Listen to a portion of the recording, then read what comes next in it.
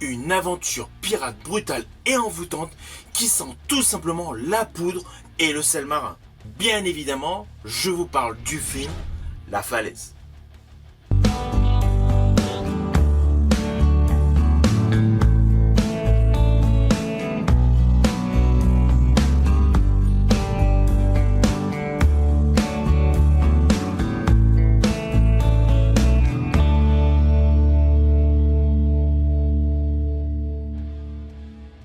Alors hier soir j'ai vu sur Prime Video La Falaise portée par Priyanka Chopra et Karl Urban. Honnêtement, je vous le dis tout de suite, j'ai apprécié ce film, je l'ai trouvé extrêmement dynamique. Naturellement, je vais détailler un peu plus mon opinion concernant ce film. Mais avant cela, n'oubliez pas, si vous n'êtes pas abonné, pensez à le faire, pensez à la petite cloche pour les notifs et surtout à vos commentaires. Let's go!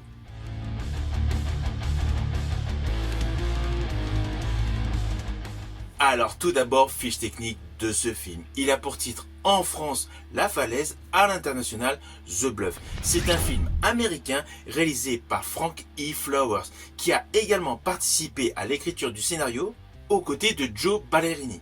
Tout le score musical de ce film est réalisé par Henry Jackman qui avait jadis effectué la BO de Dixman First Class. Et ce film est porté principalement par Priyanka Chopra Jonas et Karl Urban.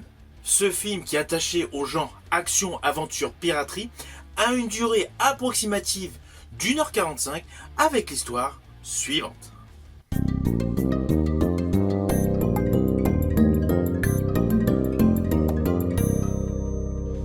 Alors dès l'ouverture, ce film La Falaise frappe fort.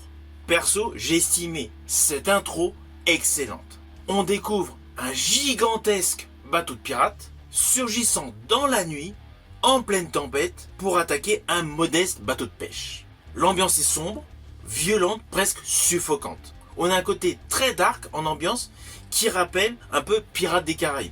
Le contraste avec l'immensité du galion et la fragilité de l'embarcation du pêcheur crée immédiatement une tension péchue. La mise en scène est immersive, on y retrouve les éclats de bois, les cris, les fracas d'armes. On est plongé dans une piraterie crue. Une piraterie réaliste, sans compromis, sans romantisation excessive. Cette scène d'ouverture pose immédiatement les bases de ce film. Brutalité, enjeu humain et un monde où tout simplement la loi du plus fort règne. Puis vint assez rapidement un contraste saisissant. On y découvre une île paradisiaque, ensoleillée et le bien-être collectif. Alors autant dans la scène d'attaque, on découvre le personnage très ambigu, très vil, très malsain, interprété par Karl Urban. Là, dans cette deuxième partie de l'intro, on découvre le personnage interprété par Priyanka Chopra Jonas, mère de famille, rentrant à son domicile tout simplement pour s'assurer que le gâteau d'anniversaire est prêt. L'ambiance est radicalement bon enfant. Puis, assez rapidement, le fameux pirate interprété par Karl Urban arrive sur l'île et là, tout se complique. Pendant qu'il commence un carnage au cœur de ce village, d'autres assaillants attaquent la demeure du personnage interprété par Chopra. Le fond de l'histoire, la recherche d'un trésor qui était initialement entre les mains du personnage du pirate agressif porté par Karl Urban. Alors ne vous inquiétez pas, je n'irai pas plus loin sur les lignes scénaristiques car il y a peu de changements dans l'histoire.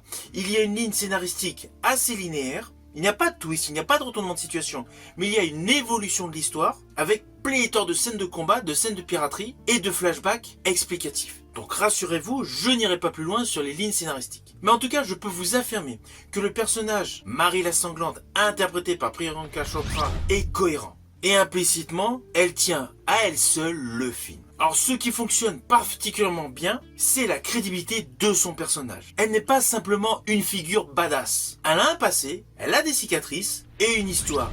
Une histoire qui s'explique grâce à des flashbacks déterminant son origin story. Alors ces flashbacks sont bien placés, ils sont disséminés et ne cassent aucunement le rythme. Au contraire, ils enrichissent la narration et permettent tout simplement de comprendre ses choix. Car son personnage a une réelle complexité morale.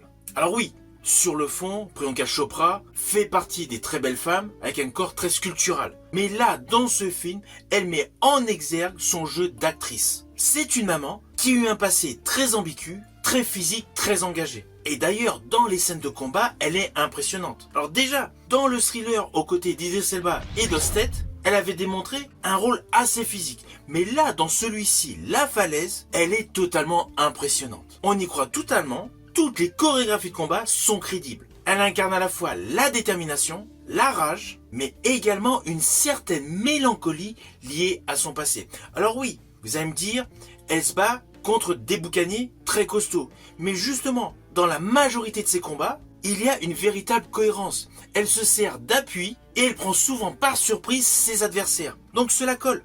Ne pensez pas du tout voir une pirate sexy donner 2 coups de poing à des molosses, loin de là. Toutes les scènes de combat sont légitimes et surtout bien calibrées. Je pense déjà à sa technique avec une corde lorsqu'elle est pendue. Juste par curiosité, je l'ai repassé au ralenti une fois que j'avais fini le film. Oui, parce que tout simplement je voulais voir le détail. En fait, c'est totalement cohérent.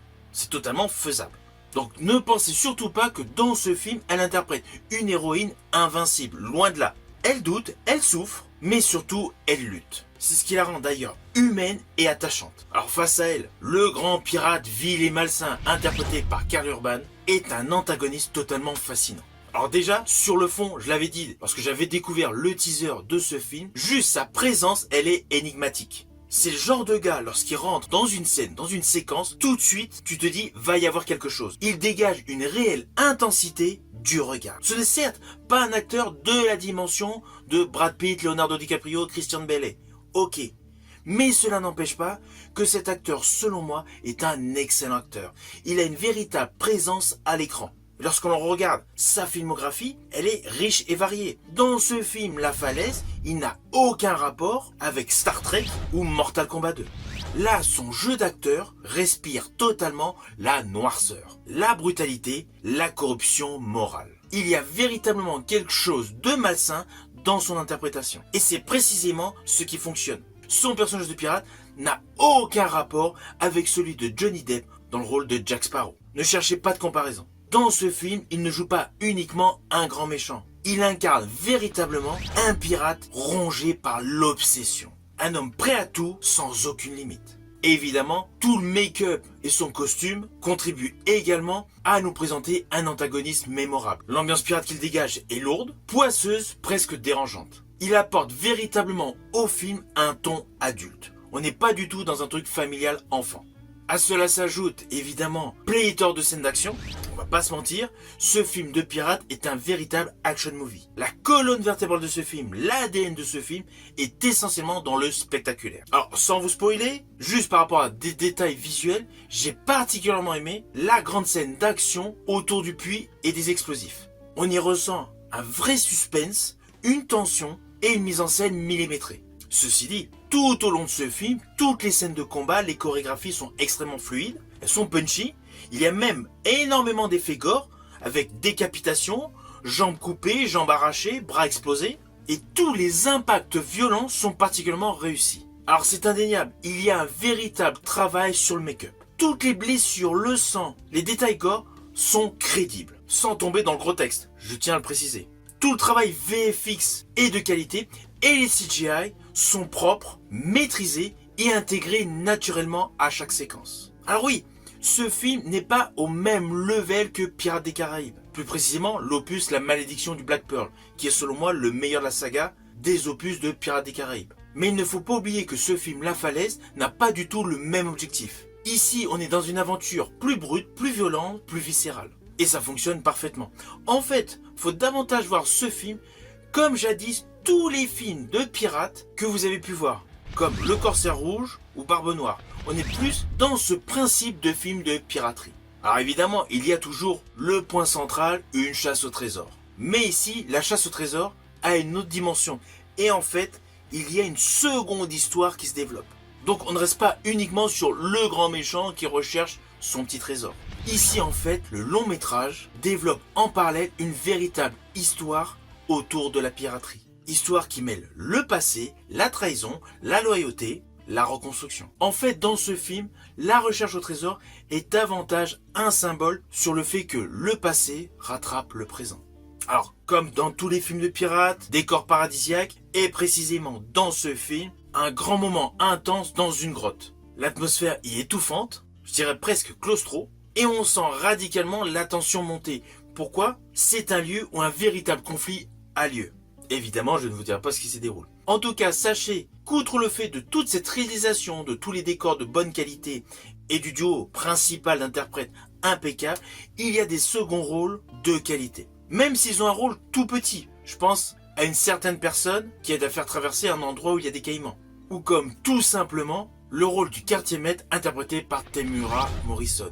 Celui-ci est impeccable et criant de vérité. Moi qui aimais son personnage de Boba Fett, naturellement le fait de le retrouver dans un film à costume, cela m'a fait plaisir. Sa présence apporte un plus et surtout il enrichit la galerie de personnages en renforçant la crédibilité de l'univers pirate. Et justement, cet univers pirate est totalement immersif. Ne pensez surtout pas à avoir un petit côté romantique dans le film. Loin de là. On est dans quelque chose de beaucoup plus terre-à-terre et de plus cruel. La violence n'est pas du tout édulcorée. Les hommes transpirent, les hommes sont crades et les alliances sont fragiles. Ce qui rend totalement crédible ce long métrage. Alors, j'ai aimé ce film. Je peux même vous affirmer que c'est le genre de film qu'on prend plaisir à revoir. Alors pourquoi me direz-vous? Tout simplement parce que le rythme est soutenu, les scènes d'action sont efficaces et les personnages ont de la profondeur. En fait, tout l'univers de ce film est immersif. C'est une véritable aventure de boucané, intense, violente, mais portée par une belle histoire. Alors au final, naturellement, c'est un film que je vous invite à découvrir. Alors oui, ce film La Falaise n'a peut-être pas la démesure mythologique d'un blockbuster. Mais il possède quelque chose de précieux, une véritable identité. Entre son ouverture percutante, la performance topissime de Priyanka Chopra, la noirceur fascinante de Karl Urban, ce film s'impose comme un excellent divertissement sur la piraterie. Ce film est avant tout pour tous les aficionados d'aventure de flibustier. Il est actuellement disponible sur Prime Video. Une fois que vous l'aurez vu, n'hésitez surtout pas à me mettre en commentaire votre opinion. Je vous dis à bientôt pour une prochaine vidéo.